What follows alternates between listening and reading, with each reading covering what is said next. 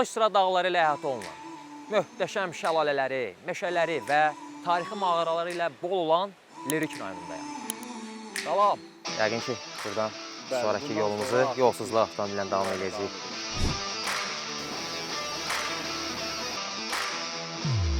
İndi isə macəram piyada davam edəcək. Artıq şəlalənin səsindən getdikcə daha yaxınlaşmaya başlayıram. Bu isə o deməkdir ki, yavaş-yavaş aşağı Qələbin şəlaləsinə çatırıq. Və beləliklə, gəldik çatdıq Qələbin şəlaləsinə.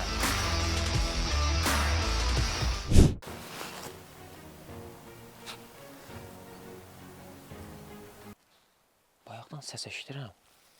Kərtənkələ də ola bilər, qara toyuq da ola bilər.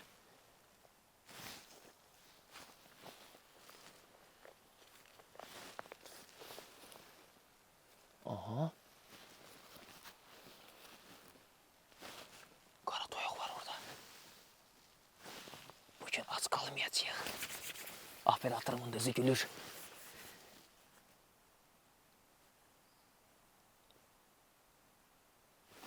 İndi bir sual var. Mən qara toyuğu necə tutum?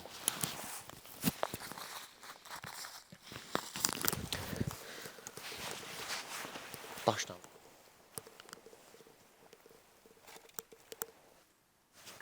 Çəkirsən. Ay. Getmə. 1 metr aramızda məsafə var. Üzünü bizdən çöndərdi. Getdi o bursu kolun dibinə. Qaçdı tutdu oyunu desəm mənə.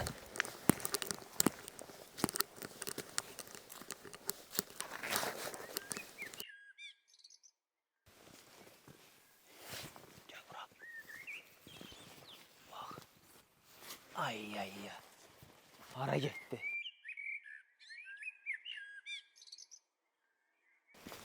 Bura girdi. Hara getdi o? Boy. Qaragülə. Qaraqat ağacı. Qara toyuğu itirdik, qaragüləni tapdıq. Çox maraqlıdır. Hara getdi bu qara toyuq? Qara toyuğun bugün şanslı günü idi. Amma qarşılığında qara toyuğun yerinə qaragülə ağacı tapdıq. Nə etmək olar?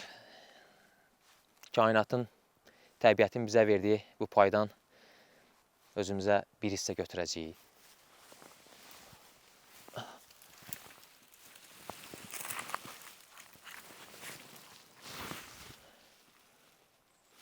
Bu dağı götürün, bəs eləyər mənə. Gözəl bir çay dəmləyərik. Bu dəfə təəssüf ki, qara toyuq yeyə bilməyəcəyik. Qara toyuq əti. Amma qarşılığında qaragülə yeyəcəyik. Bir tərəfdən də ürəyim deyir, bəlkə yenə də axtarasan qara toyuğu. Digər bir tərəfdən də vaxtım azdır. Mən artıq yuxarı Qələbin şəlaləsinə də çatmalıyam. Daha sonra isə digər bir şəlalələrə də yürüşümüz olacaq. Vaxt azlığı məni bu ərazidən tez çıxmağa məcbur edir. Nəysə, biz bu qara toyuqdan vaz keçək.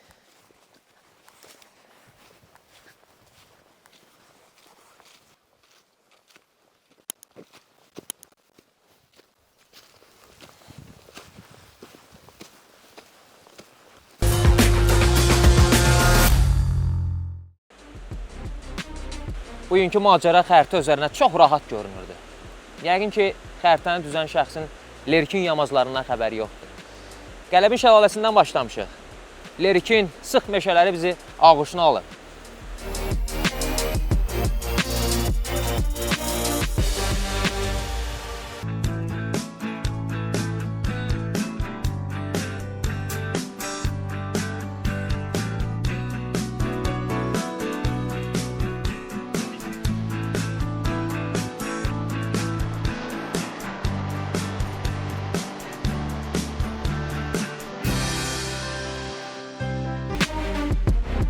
Aşağı Qələbin şəlaləsinə getmək üçün üz aşağı düşmək lazım idisə, yuxarı Qələbin şəlaləsinə getmək üçün də elə həqiqətən də üzü yuxarı qalxmaq lazımdır. Sərt yoxuşlu yollarla rastlaşdıq. İndi isə üz aşağı düşürük.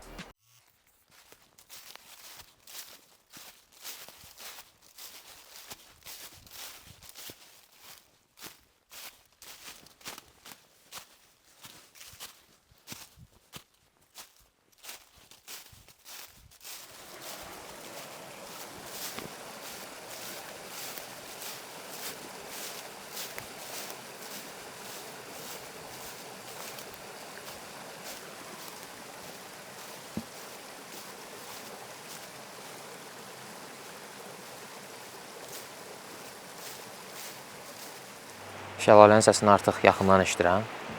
Çayı da görürəm. Fərqli, enişli, yoxuşlu yollarla gəldik, çıxdıq bura. Bir qədər çətin idi marşrutu. İndi isə üz aşağı çayın səsi gələn istiqamətə gedəcəm.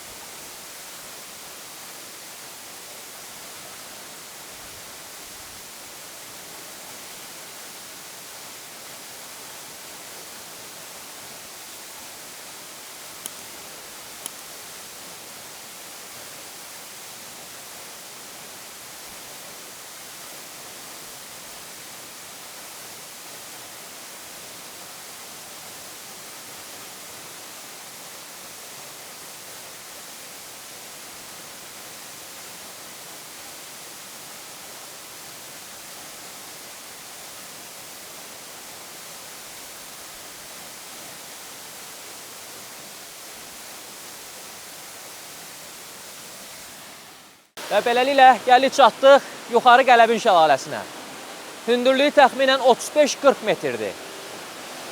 Sərt qayalıqların arasında yerləşir. Ekstremal bir görüntüsü var. Və yuxarı hissəsində mağara tipli yerlər də var. Əgər uyğun olsa, elə gecəni bu şəlalənin yanında qalacaq.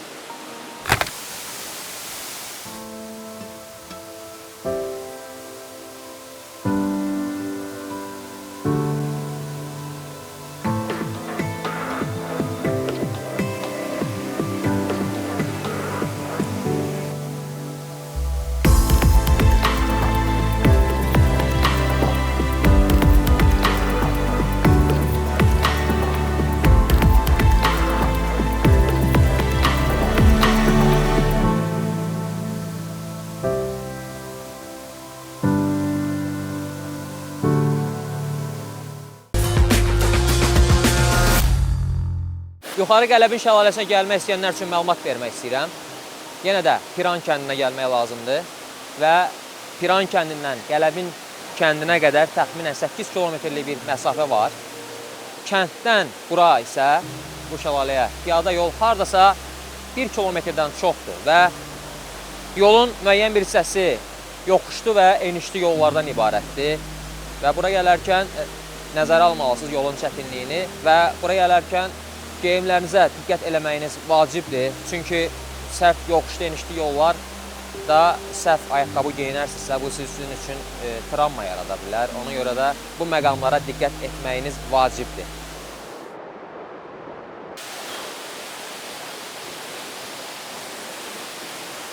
Artıq belə qərara gəldim ki, gecəni belə şəlalənin yanındakı mağarada keçirəcəm. Təhlükəsizlik yorğana bürünəcəm və gecəni burada keçirəcəm.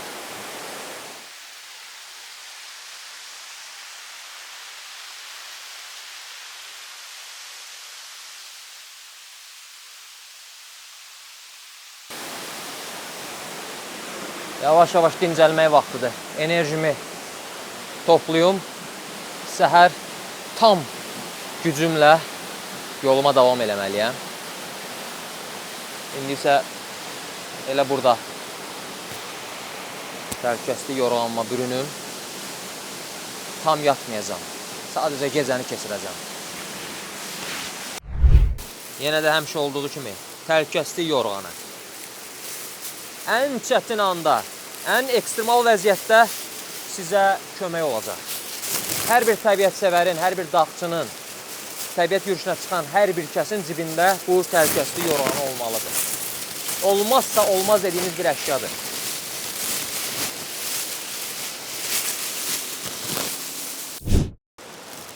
Günümüz maraqlı keçdi. Həm aşağı Qələbin, həm də yuxarı Qələbin şəlalələrinə səyahət elədik.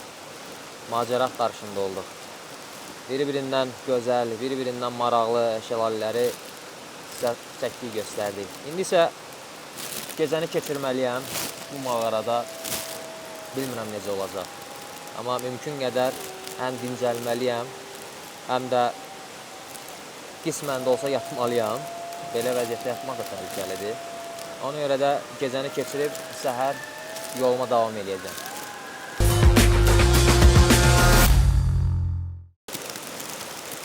Artıq səhər açılıb, hava qaranlıqdır. Düzü dumanlıdır, biraz təhlükəli ola bilər. Amma mən istəyirəm artıq bu mağaradan çıxım və yoluma yeni macəralar axtarmağa davam edeyim.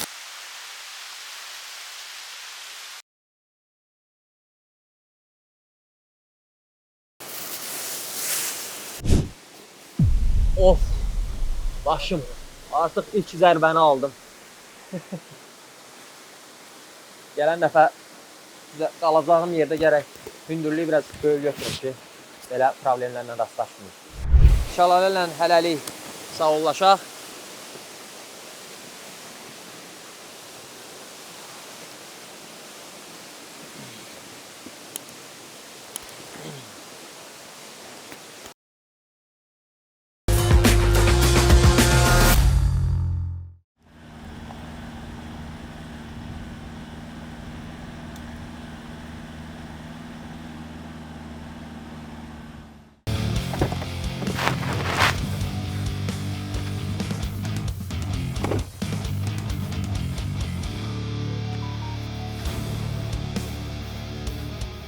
Hardasa buralarda kəndin bələdçisi Tərlan qardaşla görüşməliyəm. Həmin Tərlan qardaş bizi Bibioni kəndinə aparacaq və oradan Bibioni şəlaləsinə qədər olan yolun müəyyən bir hissəsini yolsuzluq avtomobilinə gedəcəyik. Daha sonra isə mən yola piyada davam edəcəm. İndi isə onunla təxmini planlaşdırdığımız görüş yerini axtarıram. Mən desən artıq Tərlan qardaşı da görürəm. Salam! Salam, salam. Düz gəlmişəm. Düz, gəl, xoş gəl. Gecikmədim. Yox, elə, yaxşı gəlmişsən. Buranın yolu çox sərtdir. Salam. Salam, xoş gəl. Xoş gördük. Xoş gəl. Tərlan qardaş, Bibioni kəndinin bələdçisidir.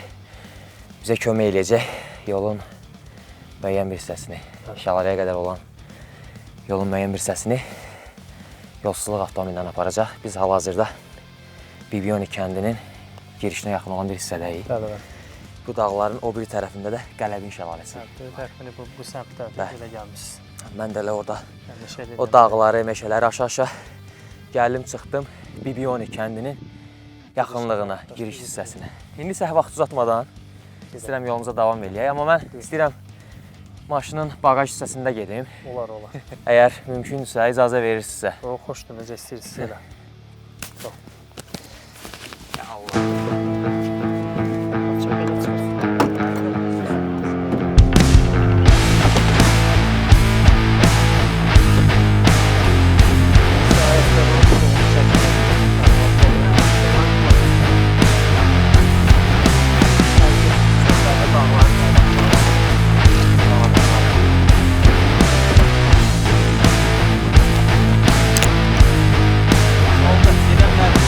Daşlarda tapa bilmədiyimiz rahatlığı mən burada tam tapa bildim.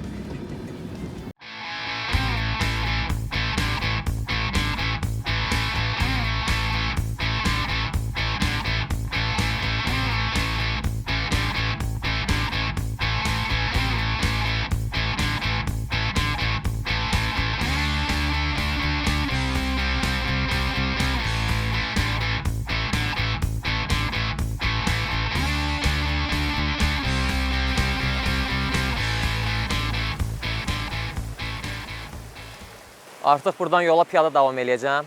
Qardaşa da təşəkkürümü bildirirəm. Çox sağ olun köməkliyiniz üçün. Macəram yenə də piyada davam eləyir.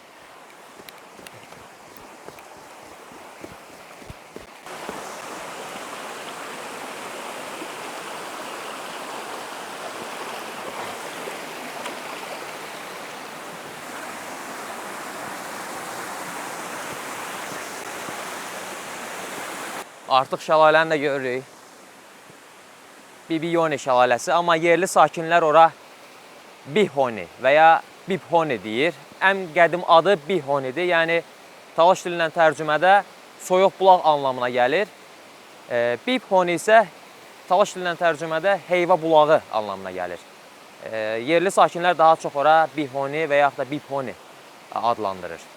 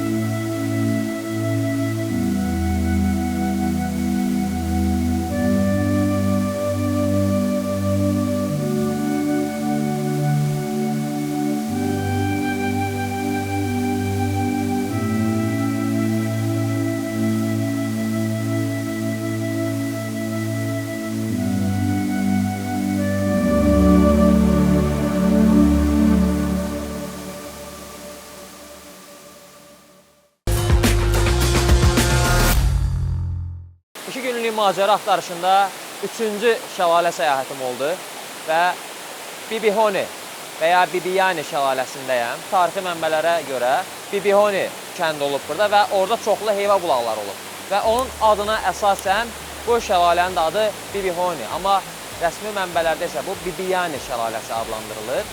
Şəlalə haqqında sizə məlumat vermək istəyirəm. Hündürlüyü 19-20 metrdir. Bu qayalıqların arasından axır, möhtəşəm görüntüsü var. Yaşıllıqların əhatəsində çox gözəl görsənir. Hər kəsə gəlməyi məsləhət görürəm. Marşrut çox asandır.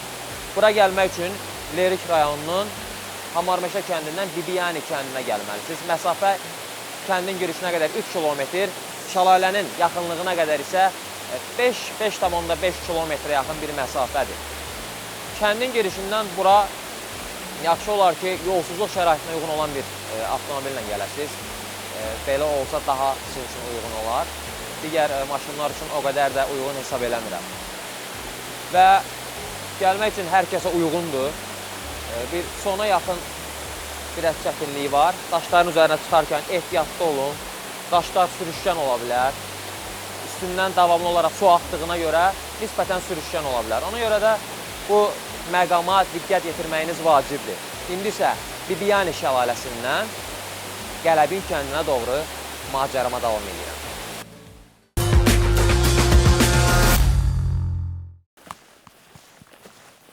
harda olduğumuzu yoxlamaq istəyirəm. Ona görə də mənə verilən o xəritədən istifadə edəcəm. Kompas daşım görək, ümumiyyətlə biz düz gedirik, yoxsa yox.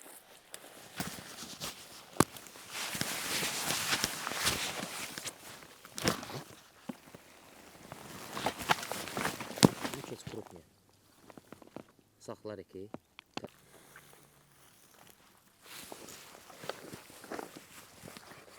Qələbin şəlaləsi buradadır. Bibiyoni şəlaləsi də buradadır. Böyük bir yolumuz var.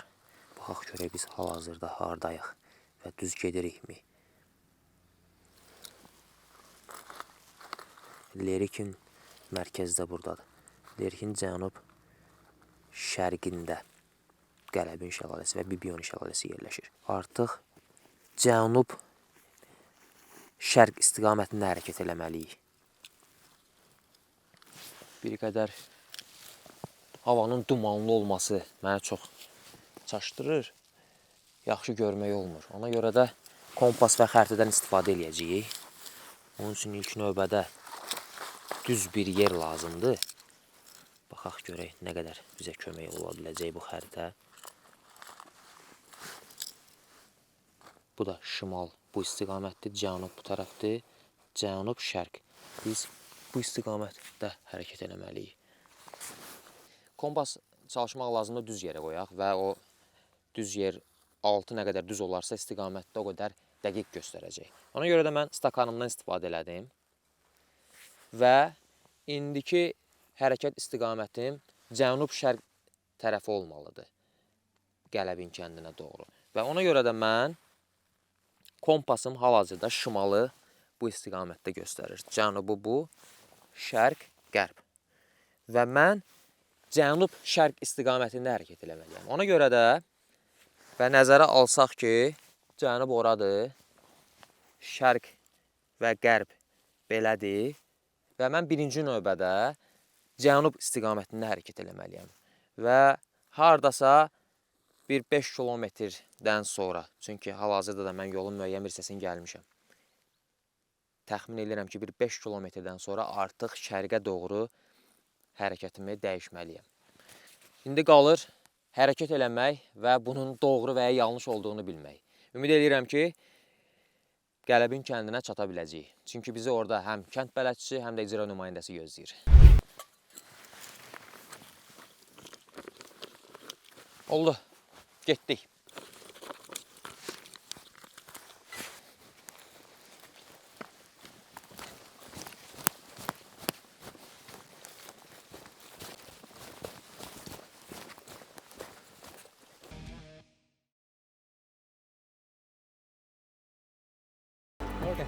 Hoş gördük. Necə keçdi? Maraqlı. Əla, dostlar. Şükür ki, sizi tapdım. Əsas birinci nömrəli məsələ oydu. Belə. Yolçu yolda yerək. Sağ olun.